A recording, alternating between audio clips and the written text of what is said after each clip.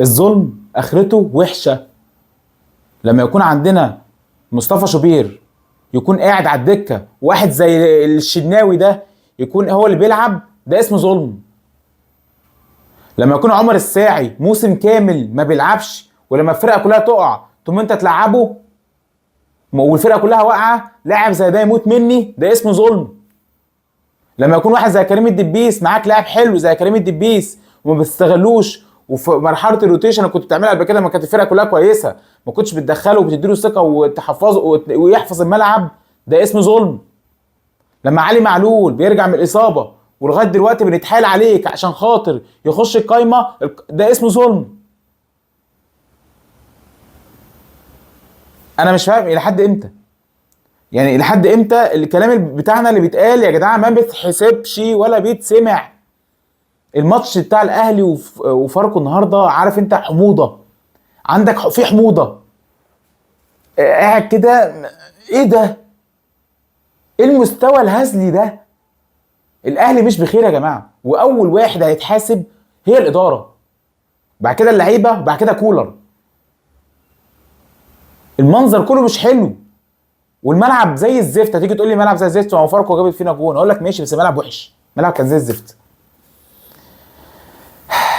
الشناوي يعني قلنا عليك كتير وقلنا قليل وقلنا كل حاجه وقلت لنا اسكتوا ما تتكلموش على الشناوي. لا يعني الشناوي، ها هو الشناوي اي شوطه من بره منطقه جون، ده مش من بره منطقه، ده كان بيشوط من عند اللعيب المغربي ده مش عارف اسمه ايه، بيشوط من عند كولر، من عند دكه البودله. مساء الخير يا جماعه، انا هشوط اجيب جون بعد اذنكم، يعني شاطها جابها جون. لعيبه فاركو بعد كده بقى طمعت بيشوطوا من اي حته عشان يجيبوا جون، خلاص بقى مفيش حد واقف جون، ما عندناش حارس يا جدعان. رامي ربيعه يعني الشوطه دي بتتشاط، انت عارف اللي هو هيشوط، ما تضغط، ما تضغط. اكرم توفيق، اكرم فلوس، اكرم فلوس، ايه يعني؟ مع السلامه، مع السلامه. الاهلي في كبوه، الاهلي في محنه، ودورنا كلنا لازم بقى نتحد كلنا مع بعض كده، ولازم كلنا صوتنا يتسمع. تمام. الاداره عندها عبء كبير عن كل ما يحدث داخل منظومه النادي الاهلي.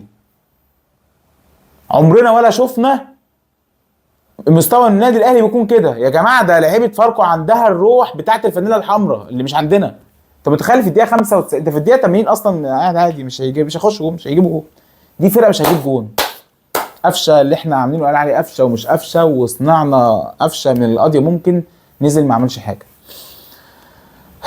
كام لعيب اتظلم في الفرقه دي. وكهربا، كهربا اللي مات مني عشان خاطر ما عندي مدرب اسمه بيكره وبيحب.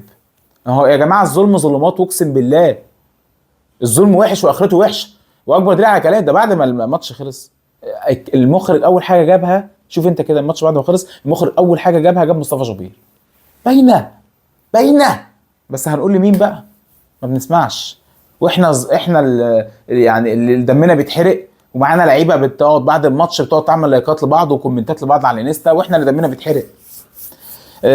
قرارات بتتاخد من الاداره، يمشوا من فرقه وهي في عز مجدها، يمشوا 14 لاعب ويجيبوا 4 لعيبه. يا جماعه ايه ده؟ ان الرقم اللي قاله كوريني النهارده في الماتش، انا استغربت من الرقم. 14 لاعب بيمشي من النادي الاهلي في الموسم، في موسم واحد 14 لاعب يمشي، ويجيب لي 4 لعيبه منهم 2 اصابه وواحد كسر، واستفدت بعمر الساعي، وعمر الساعي كمان اللي هو يعني استفدت فيه في الاخر. ده ايه ده؟ ده ولا اداره ولا تخطيط، وبيقول لك لجنه التخطيط، لجنه الموح. احنا هنخسر ماتش بيراميدز، وماتش بيراميدز يا رب نخسر بواحد ولا 2. ما هنقعد نضحك على بعض. ربنا هيستر الماتش ده. مش عارف اقول ايه، انا مش لاقي كلام اقوله. ما عندناش مهاجمين، ما عندناش وينجات، ما عندناش دفاع. خط الوسط بيفكر انه يمشي عشان يروح يشتري اراضي يعمل زي اخوه.